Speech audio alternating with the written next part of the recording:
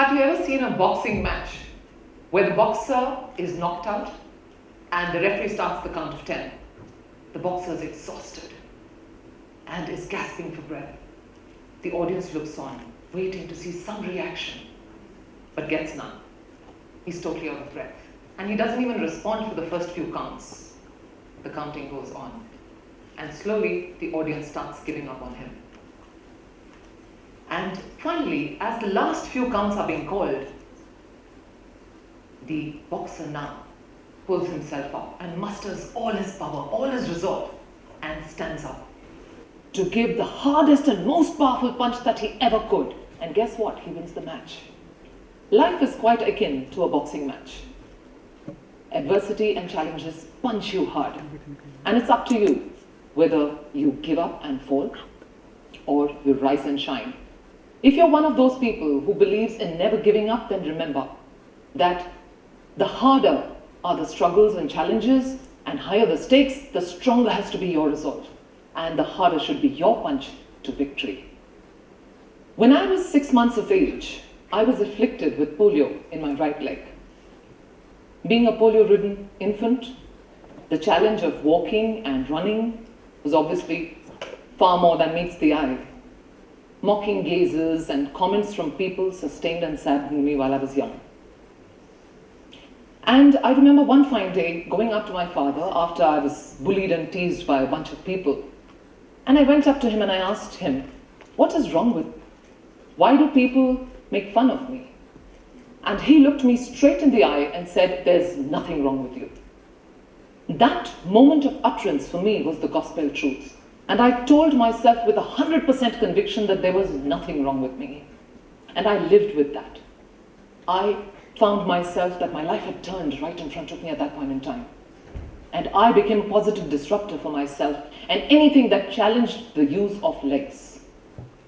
As I grew, realization dawned, however, that I really need to work very hard to be normal like anyone else, and overwork and overperform to excel. And of course, it was a very daunting task, right? It was almost like climbing a treacherous mountain in front of me all by myself. But I had made up my mind and there was no looking back anymore. Concerted effort and focus saw me become, guess what? A champion in sports, and that to multiple sports. A Bharatanatyam dancer, a parade commander in the paramilitary forces, and a pilot. The same voices that once ridiculed the way I walked, today admiringly followed my footsteps. And here was the realization of one of the strongest contributors to my victory, the power of autosuggestion, which is nothing but the subconscious telling your mind or adopting an idea that you create yourself. For me, my message was that there's nothing wrong with me.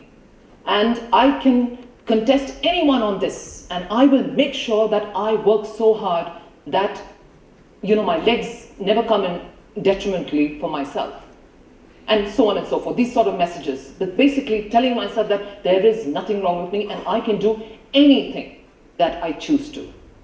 And I grew with this autosuggestion over the years. And even till date, as I stand before you today, additionally, of course, with 5 slip discs in my spine and 2 damaged knees, I still say there's nothing wrong with me and I can do anything I want to. I'm a rock star.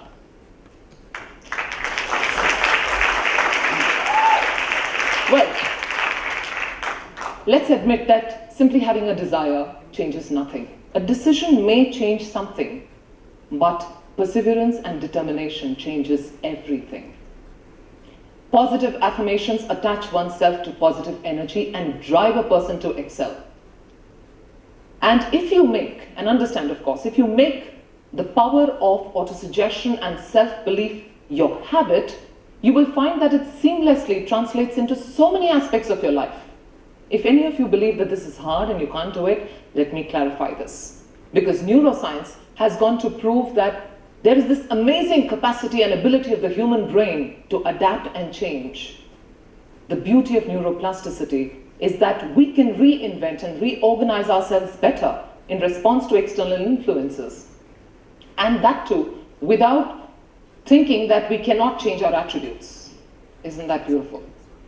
It's important to dare to dream, and dream big. All your skills can be acquired on the way along, but as long as you have your growth mindset, a mindset that actually believes in growth and evolution, and of course, if you can tackle your cognitive biases, I think you're good to go. These biases typically tend to emerge as evidences from what you see and experience over the years. And what happens is that it creates a pathway, a sort of a neural pathway and an encode towards that certain belief. So your encodes could be positive or negative, depending on the experience you've had.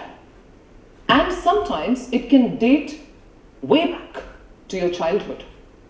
Let me share an example. This one dates way back to when I was in class 2.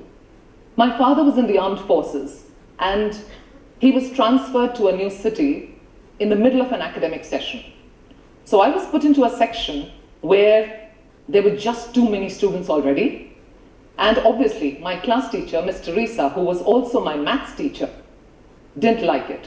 And she was actually very annoyed and upset that she was now overburdened with one more child in her section.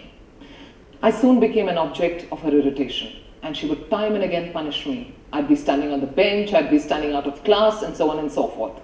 One afternoon, my father just dropped by to check on my progress in the new school and was aghast to see me standing on the bench in class, crying away, while Miss Teresa was taking her class. He, however, gathered what I'd been going through and took it up with the principal, who, of course, reprimanded Miss Teresa for her inconsiderate behavior and changed my section then and there. But guess what? The damage had been done. By now, I had started fearing and hating Miss Teresa and also her subject, mathematics. So much so that I started staying away from the subject. I lost interest in the subject. Numbers for me were like, that's a monster in front of me. Literally. And guess what? It continued for almost 4 decades of my life.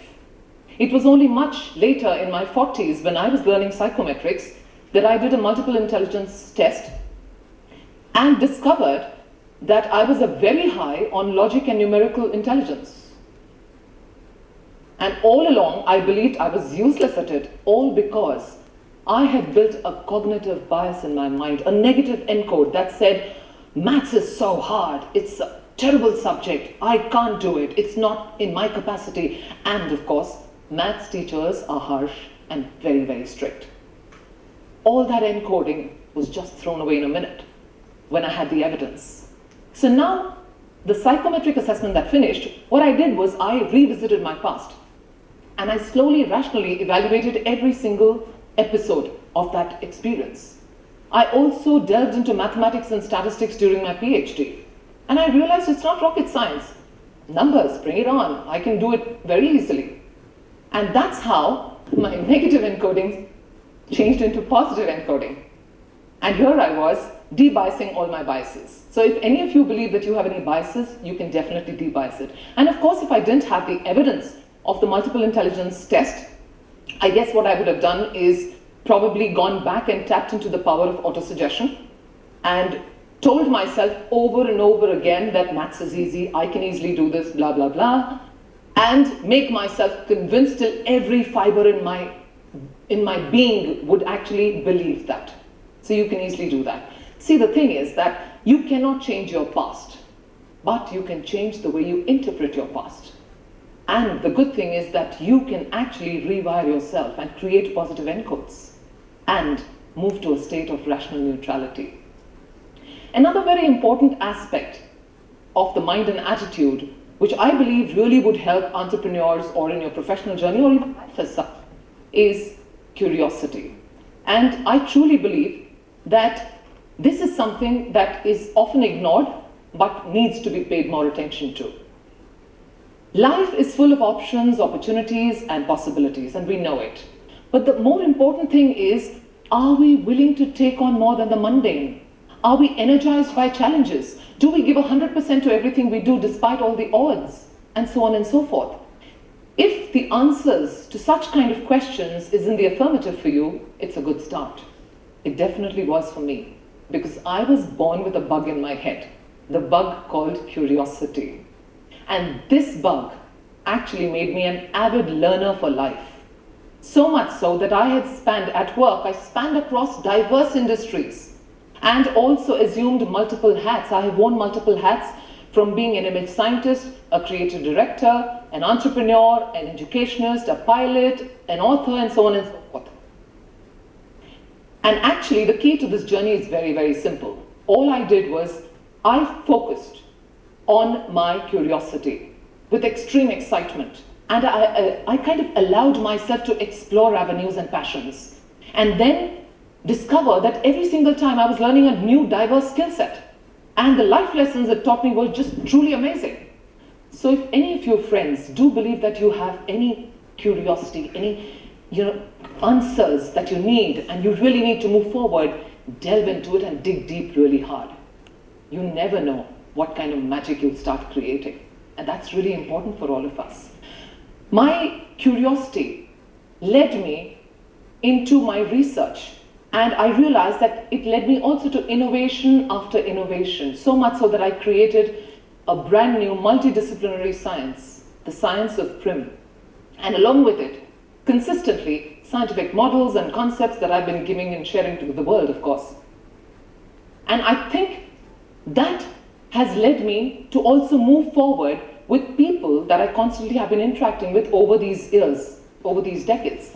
And I tried to make a contribution to the people I met. For example, I was interacting a lot with economically challenged students, the youth, women from remote parts of the country, and of course, professionals from the global world.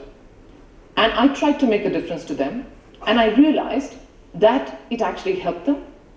So this bug that had led me there also made me think further, gave me the confidence, gave me the vision that why can't I scale it up?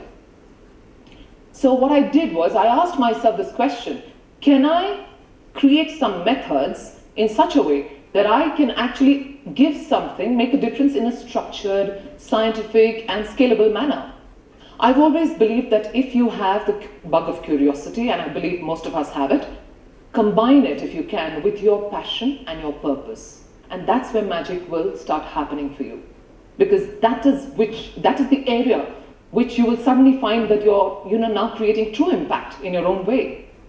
While I was sitting and constantly using my research and methodology through the curious part of me, I realized, like I said, that I had created a brand new subject, an academic subject, and now that's blown into a large global mission where I am impacting lakhs of people around the world with the science of PRIM. Sometimes a simple idea can create magical ripples in your life and help people. My bug of curiosity led me to a simple idea of searching for solutions. And here I built an academic subject, and also I was here making this impact. So dear friends, don't hesitate. Just don't hesitate from actually reaching out to your curiosity bug and exploring yourself and figuring out what best you can do to give to the world.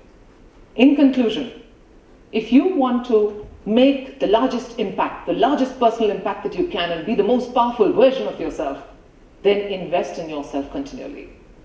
Build your inner warrior using the power of autosuggestion and self-belief. Shun away from negative encoding and move towards positive encoding, because that is going to take you and advance your life ahead.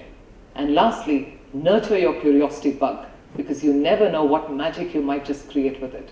Rise and shine in the face of adversity and challenges, and give your strongest and most powerful punch, if I may say, to make sure that you have victory and you move forward towards success. I'll leave you with one of my favorite proverbs that I've come across recently. They thought they buried us. They didn't know we were seeds. Thank you.